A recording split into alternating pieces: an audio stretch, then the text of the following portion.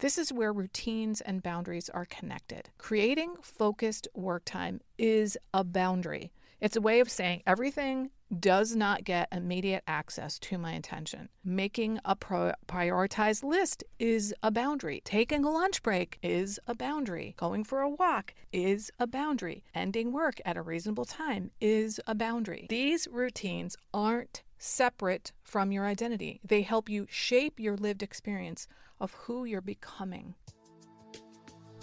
Hi, I'm Barb Nangle, and I want to welcome you to my podcast, Fragmented to Whole, Life Lessons from 12-Step Recovery. If you're tired of feeling fragmented, emotionally overwhelmed, stuck in people-pleasing, approval-seeking, overthinking, or losing yourself in relationships, you're in the right place. This podcast is about recovery for real life. Through honest stories, practical tools, and lessons I've learned through 12-Step Recovery, boundaries work, and over 4 decades of personal growth, we explore what it actually takes to stop abandoning yourself and build a life that feels more authentic, grounded, and whole. We'll talk about things like boundaries, shame, family dysfunction, reparenting, emotional regulation, self-trust, recovery, and creating internal safety so you can stay connected to yourself even when life gets hard. I'm a boundaries coach, speaker, author, and woman in recovery. And my approach is raw, honest, practical, and sometimes a little bit, a lot, sweary. I'm also an avid beachcomber. My hands are basically always cold, so I wear fingerless gloves most of the year. And I still get weirdly excited when I spot license plates with my initials, BN. I don't speak for or represent any particular 12-step fellowship, though I'm deeply grateful for the role recovery has played in my life. If you're ready for real talk, emotional healing, and practical tools to help you go from fragmented to whole, keep listening. This is episode 363, How to Use Life Transitions to Become Who You Want to Be. When people think about transitions, they often think about the external change. A marriage ends, a child leaves home, a career ends, retirement begins, a move happens, a new relationship starts, a health issue changes what's possible.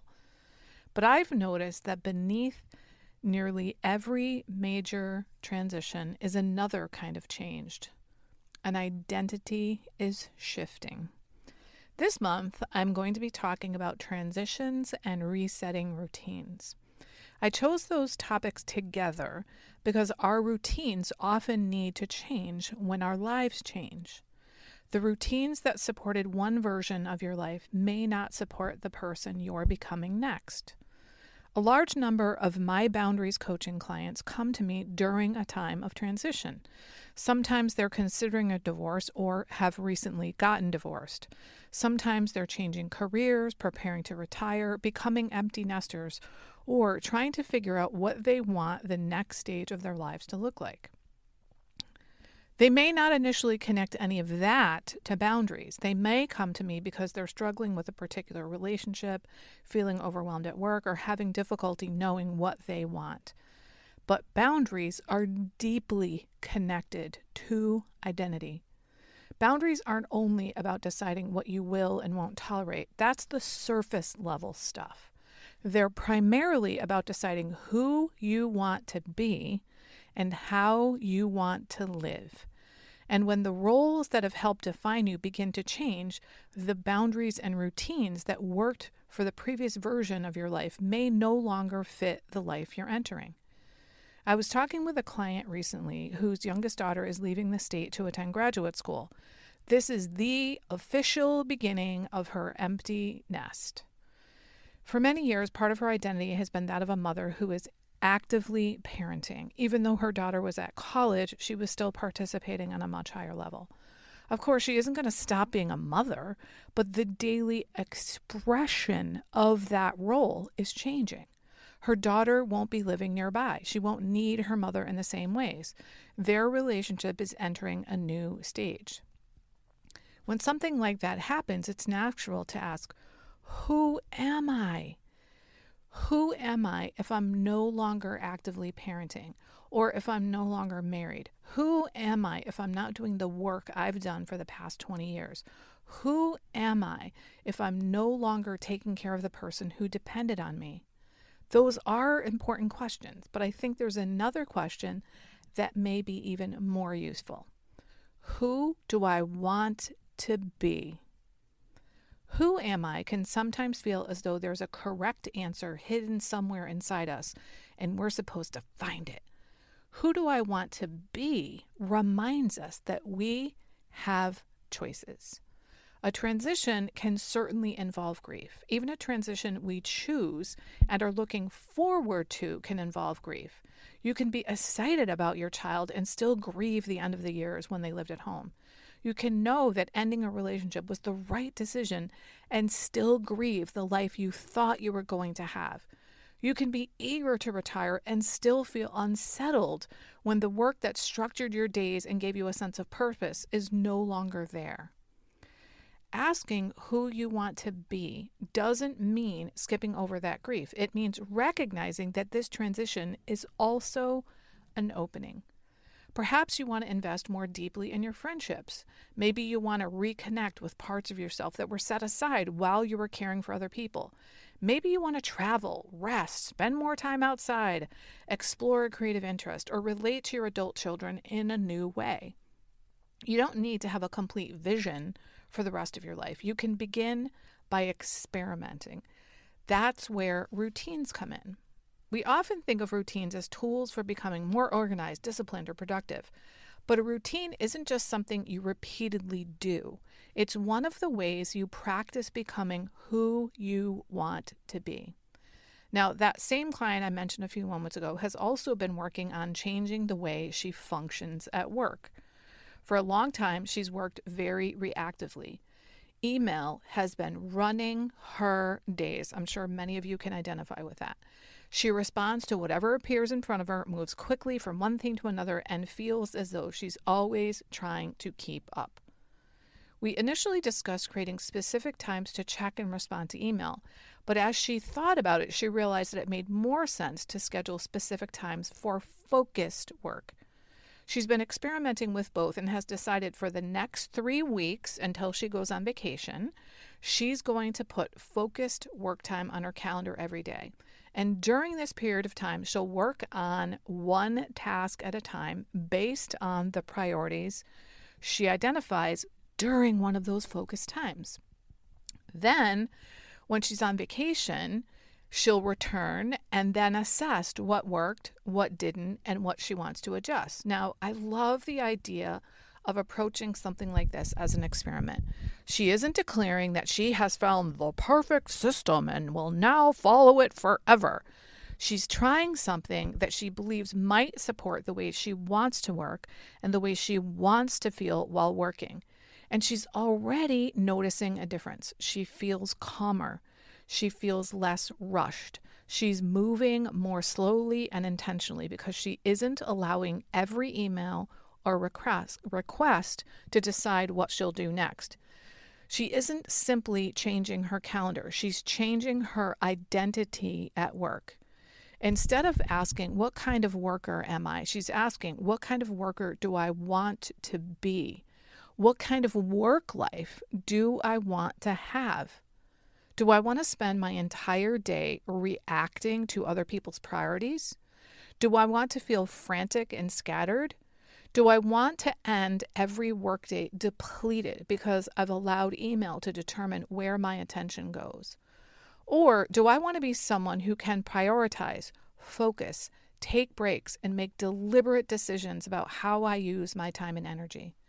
This is where routines and boundaries are connected. Creating focused work time is a boundary. It's a way of saying everything does not get immediate access to my attention. Making a prioritized list is a boundary. It's deciding that not every task has equal importance. Taking a lunch break is a boundary. Going for a walk is a boundary. Ending work at a reasonable time is a boundary.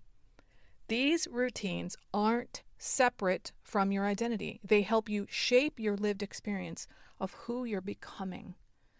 At the end of your life, you're probably not going to wish you had answered more emails. You may wish you had taken more lunch breaks, gone for more walks, spent more time outside, enjoyed being in your body, or were able to be fully present with the people you love rather than obsessing about work and what you might have dropped the ball on when you're with those people. So when you're resetting a routine, the question isn't only, how can I get more done? A more meaningful question is, what kind of life do I want this routine to support?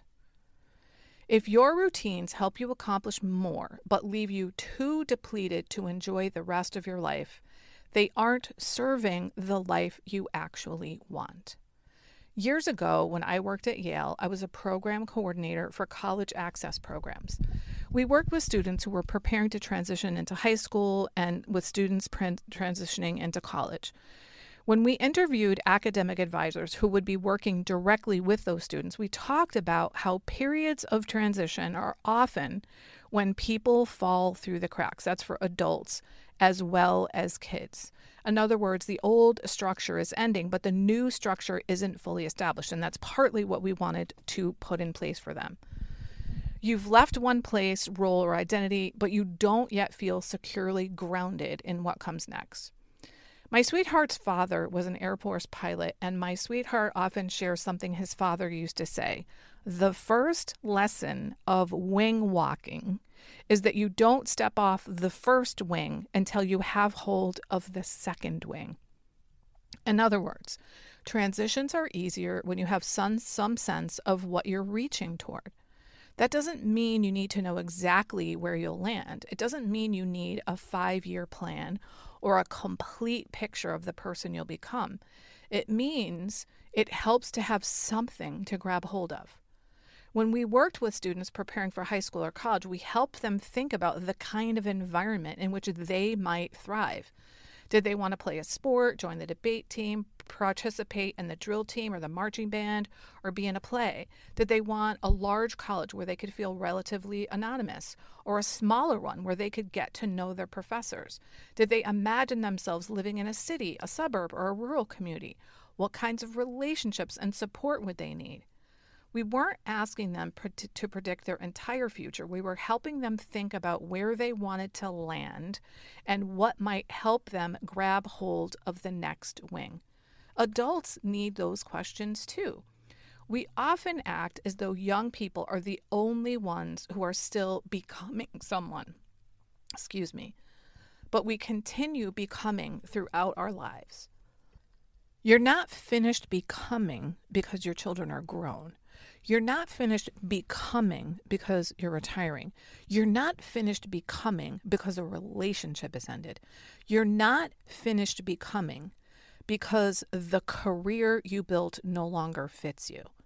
A transition may take away a role that once gave your life structure and meaning, but it can also give you an opportunity to choose more consciously. What do you want to carry forward? What are you ready to release? What kind of person do you want to be in this next stage of your life? What kind of relationships do you want to cultivate? How do you want to feel as you move through your days? And what routine could help you begin practicing being that person? Perhaps the next routine is scheduling uninterrupted time to focus on work that matters. Perhaps it's calling a friend every Sunday or taking a walk after dinner. Maybe it's attending a weekly class, leaving work on time, or putting your phone away while you're with someone you love. A routine doesn't need to be dramatic. It needs to help you live a little more like the person you want to become. And you don't have to change everything at once. Try one thing at a time to get started. You don't need to see exactly where you'll land before you begin moving through a transition, but it helps to identify something you want to reach toward, a value, a relationship, a way of living, a routine that helps you feel more grounded in yourself. You may not have hold of the entire next wing yet. You only need something sturdy enough to help you begin moving toward the life you want. If you've been wondering, what is this inner safety thing Barb has been talking about so much lately, I want to share something with you. If you've ever found yourself saying yes when you really wanted to say no, feeling responsible for other people's emotions, or knowing exactly what boundary you needed, but not feeling able to hold it, I created something for you. It's my free internal safety resource pack. Inside, you'll find some of my favorite podcast episodes, articles, and practical worksheets to help you understand what internal safety is and how to begin building it. Because the goal isn't just to know what boundaries are, it's to feel safe enough to actually hold them. You can download it for free at higherpowercc.com/pack. The goal isn't just to know what boundaries are, it's to feel safe enough to actually hold them. That's higherpowercc.com/pack. Thanks for listening. If something here resonated, come connect with me on LinkedIn. I'm at Barb Nangle. I'd love to hear what you got from this episode. And if you'd like support building healthier boundaries in your personal, professional, or romantic life, you can book a free 30-minute Say No Without Guilt consultation at barbchat.net.